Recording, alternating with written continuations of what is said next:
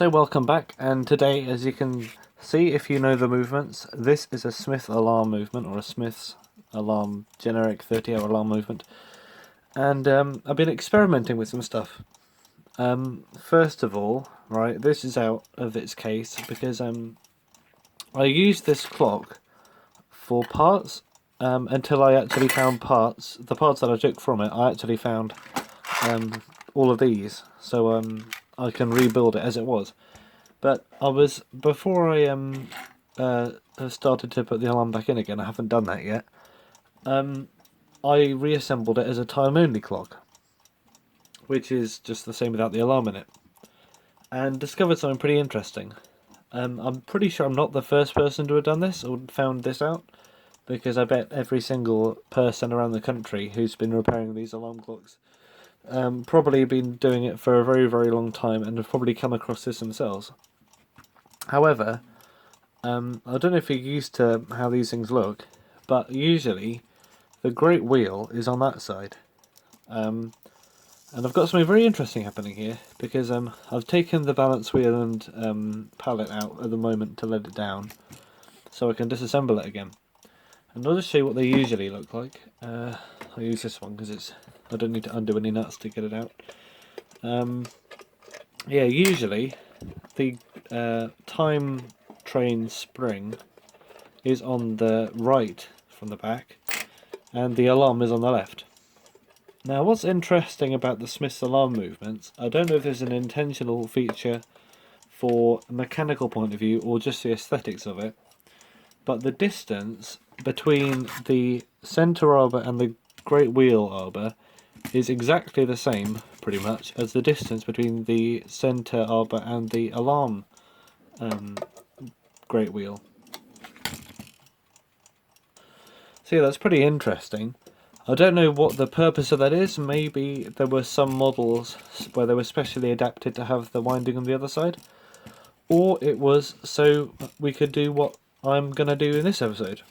Well, not episode, it's not of a series or anything. This one-off video is a bit of a special because I'm going to be experimenting with stuff like a Brainiac kind of weird thing. I'll zoom out a little bit. And by experiment, I mean try out having a great wheel from the time side in both of the holes. And that means probably an alarm clock with double power, I guess. Now, I don't know what the result of that would be, but that's why we're here. This is an experiment. So, I'll just take this off, because usually, I forgot to show you, didn't I? Usually, the bezels on these aren't usually this tight. There we go. Usually, as you can see there, the alarm train takes up this side of the movement, and the mainspring and great wheels on this side. However, by accident, I reassembled it incorrectly, and I don't usually do that because I knew that it went on that side, but I put it in there without realising. And I decided to leave it like that because I noticed that it actually did mesh exactly correctly, you know? It doesn't at the moment because that's the plates are apart, but I'll show you in a second. Ooh. So if you can see, I've taken apart another Smith's clock that didn't work. It was this one, and now this is my parts clock because it's got a destroyed dial. Someone had put a piece of insulating tape to cover up the alarm because they tried to convert it into a time-only clock. And on removing that tape, even though I took some care to it, it still like ripped some of the paint off it. So I tried to recreate the dial a little bit, but you know, it's still a parts. So here we got the normal Smith's stuff going on. Where's that mainspring? Oh, it's down here. And this is a spare mainspring. So if I put this in here, like that, that works alright. And I put this in the normal side.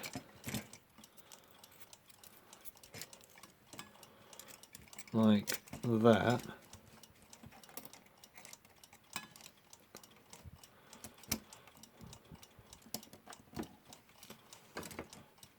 and I put this one in this side, will we get double power? And if we do, what the result of that would be? Now, I've been thinking a few outcomes. Number one, hopefully it runs for more than 30 hours. I'm not going to say it runs for like 8 days or anything, but I might get another couple of hours out of it, purely because there's more, well, there's less spring to unwind. And maybe you can wind one of them at a time, like halfway through the day, so it never runs out. I don't know. We'll have to see if this even works first. The great things about these Smith alarms is that, number one, the pivots are very, very strong, so you pretty much, I've never had a broken pivot on one of these things. The steel is like really, really good. Great quality parts. The plates, however, are prone to wearing a little bit. Not as bad as a lot of other makers, but you don't see as much on a Westclox, for example, even though you might think they're slightly lower quality. But the actual wheels and pinions inside this are all cut. You can't see this, can you? Sorry. And I think that's a sign of better quality. So it looks like it's all coming together. I'll just tighten it up with these. Usually there are a couple of washers underneath, but I like to do all of these up first before I put them on, because I can get it down quick, sort out anything that needs to be sorted out, then I can take them off one by one and replace them with washers. So let's try this one. I need to get the springs into the right place. So to do that, what I usually do is I just unbend this a bit at the end.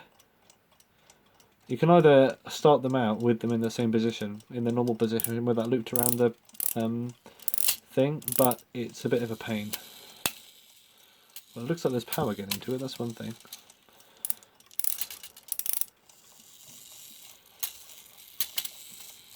And these are heat treated at the end so they don't snap. I wonder what this is going to happen. What's going to happen here? I'll zoom you out as well. So that's, oh, I'm already zoomed out. That's one of two mainsprings. Now, I don't know how many companies use two springs to, for clocks. I know that a company called the British United Clock Company used two springs for an 8-day clock, but of course that had more gearing in it, because that's really what makes it run for longer, the extra gearing. And it just so happens you need bigger springs to drive those extra gears. Don't want to get whipped by this spring. Right, nearly there. I bet this is a very dumb idea, but I mean it's part of the fun really, isn't it? Why do it if it's a sensible idea?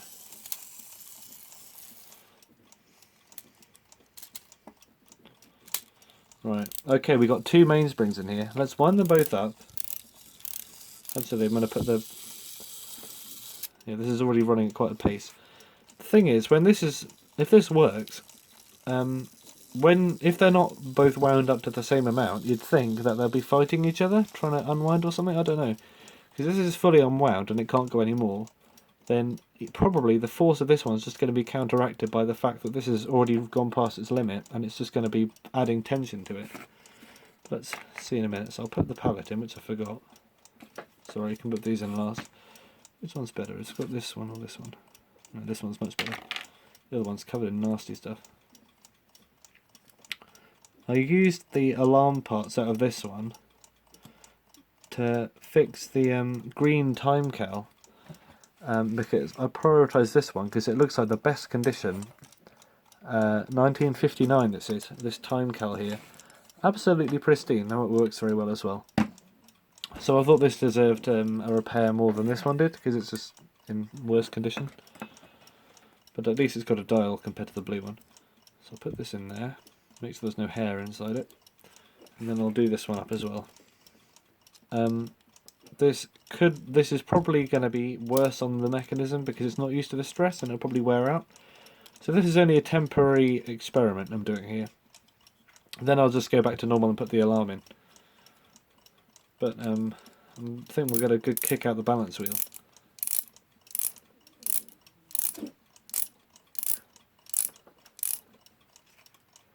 Look how ridiculous that looks. Two giant springs, both driving the centre pinion in there. I don't know if I should wind them up fully yet. Just leave it at that at the moment. So, next up is balance wheel. So we'll just get our things.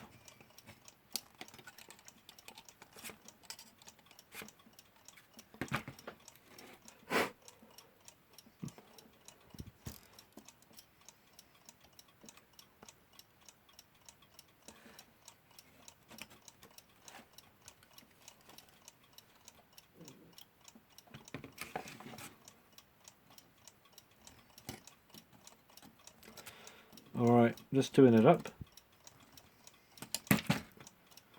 And it is banked correctly. Get our little thingy.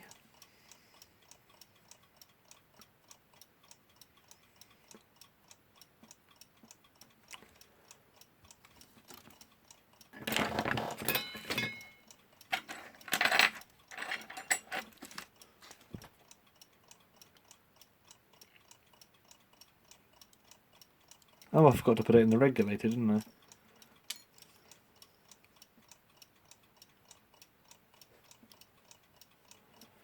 Alright, that explains it.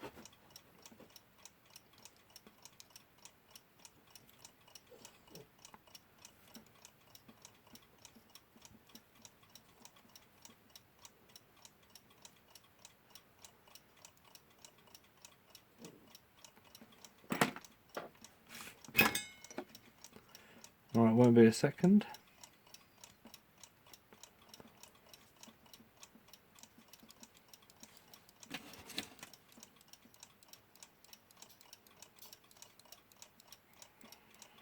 Alright, looks like we're good on the hairspring front.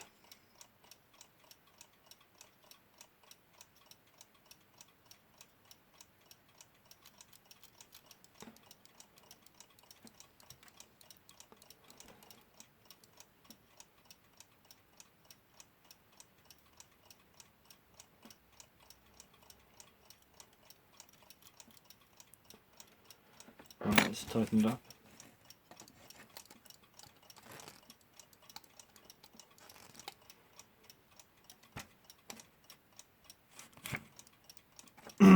Okay, so that's in there. We should, well, I don't know if we should or not, but we're going to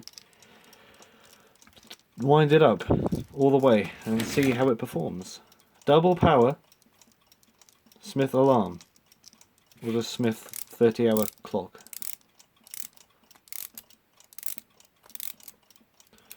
Forgot to remember the ratchet on one of these is dodgy. I haven't sorted that out yet, so got to be careful how I wind this.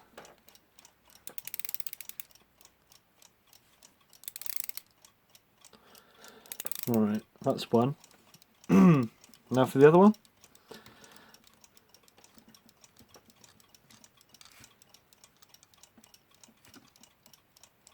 And you can see in there, both of the wheels look like they're meshing pretty well. But I wonder if there was be any benefit to having double the power in a clock.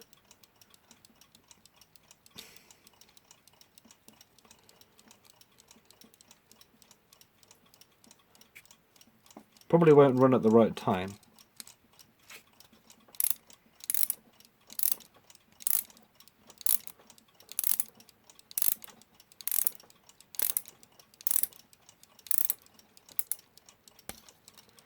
Alright, so what can we say? Put a bit some oil in it. I mean, doesn't look any different to how they usually do. But I'll have to do a time test to see if it runs for 24 hours or more. Because I think they're supposed to run for 30. Being a 60-odd-year-old clock, it's probably going to make 28, 26 to 28 or something. They definitely run for at least 24 hours, I can tell you that. these movements, when they're being serviced. Otherwise they don't usually run at all.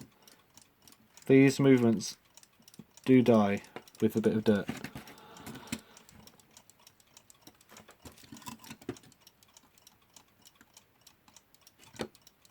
Alright, so all this as well. Escape wheel. That should be enough. Alright then. Any ideas what's going to happen? I mean, hopefully it won't explode with all the power in it. But pretty strong movement. These pretty robust. It's definitely coping with it so far. I just, what's going to happen? That's the thing. So I'll put it back in here. I mean, one of the obvious downsides is having to wind it up with 2 keys, so it takes twice as long to wind up.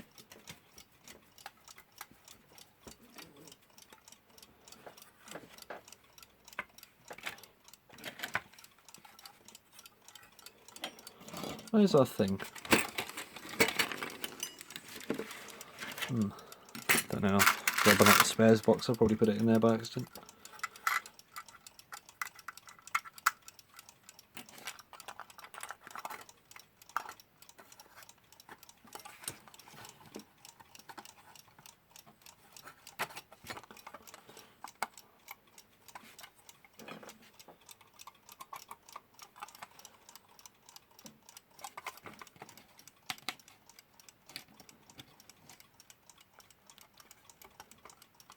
Okay.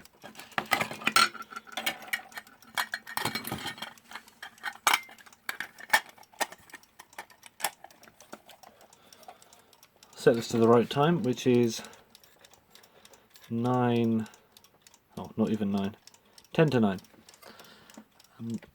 I will leave it there. It doesn't sound any louder. Maybe it does, I don't know. So, double power clock, what's the happen gonna be?